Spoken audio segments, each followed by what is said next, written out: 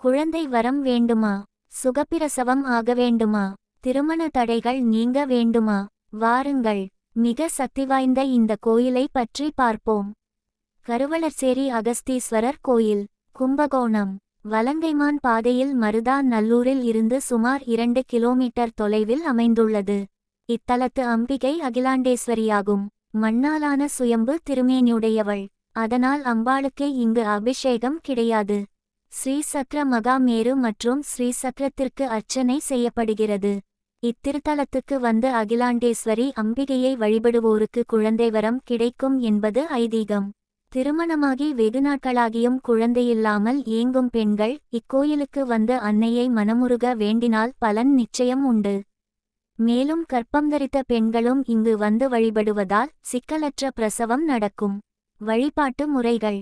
கருவளர்சேரி அம்மன் ஆலயத்திற்கு பெண்கள், குறிப்பாக குழந்தை பாக்கியம் வேண்டுபவர்கள் மிகுந்த பயபக்தியுடன் வர வேண்டும்.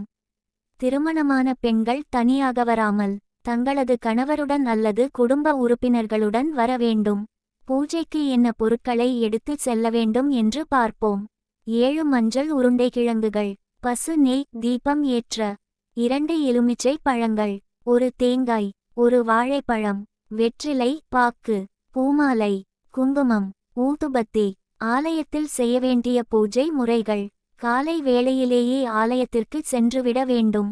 முதலில் படிப்பூஜை செய்யப்படுகிறது. இதுவே பூஜையின் ஆரம்ப கட்டமாகும்.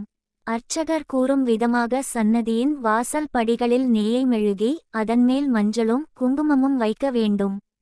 அதன் பிறகு பசுநெய்யில் தீபம் ஏற்றி அம்மனை வழிபட வேண்டும். மனமுருகி பிரார்த்தனை செய்ய வேண்டும். பூஜை முடிந்ததும் அர்ச்சகர் அம்மனிடமிருந்து 7 மஞ்சள் கிழங்குகளும் 1 எலுமிச்சை பழமும் பிரசாதமாக தருவார். அந்த எலுமிச்சையை பிழிந்து தம்பதிகள் மட்டும் பருக வேண்டும். 7 மஞ்சள்களை வேண்டுதல் வைத்தவர் மட்டுமே தொட வேண்டும். மற்றவர்கள் தொடக்கூடாது. ஒவ்வொரு மஞ்சளையும் எடுத்து பொடியாக அரைத்து குளிக்கும்போது உடலின் அனைத்து பாகங்களிலும் பாதத்தை தவிர்த்து பூசி குளிக்க வேண்டும். ஒரு மஞ்சள் முடிந்ததும் அடுத்த மஞ்சளை கொண்டு தொடர வேண்டும். கர்ப்பம் தரித்து வளைகாப்பு நிகழும் போது 7 வளையல்களை அம்மனுக்கு சமர்ப்பிக்க விரும்புகிறேன் என்ற உறுதியுடன் அந்த பிரசாதங்களை பெற்றுக்கொள்ள வேண்டும். வேண்டுதல் நிறைவேறிய பின் செய்ய வேண்டியது. கருவளர்சேரி அம்மன் அருளால் கர்ப்பம் தரித்து குழந்தை பிறந்த பிறகு அந்த குழந்தைக்கு 2 வயது பூர்த்தியாகும் முன் மீண்டும் இக்கோயிலுக்கு வந்து வேண்டுதலை முடிக்க வேண்டும். பெற்ற குழந்தையை ஆலயத்தில் உள்ள தொட்டிலில் வைத்து தாலாட்டி நன்றி செலுத்த வேண்டும். வளைகாப்பு விழாவுக்கு முன்னதாக அம்மனுக்காக சங்கல்பமாக எடுத்து வைத்திருந்த 7 வளையல்களை மறக்காமல் கொண்டு வந்து அகிலாண்டேஸ்வரி அம்மனுக்கு சமர்ப்பிக்க வேண்டும். கருவளர்சேரி அம்மன் அருளால் வழங்கப்படும் இந்த மஞ்சள் மிக சக்தி வாய்ந்ததாக நம்பப்படுகிறது.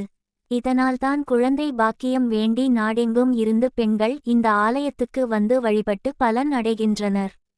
இந்த தகவல் பிடித்திருந்தால் லைக் மற்றும் சப்ஸ்கிரைப் செய்யவும். நன்றி.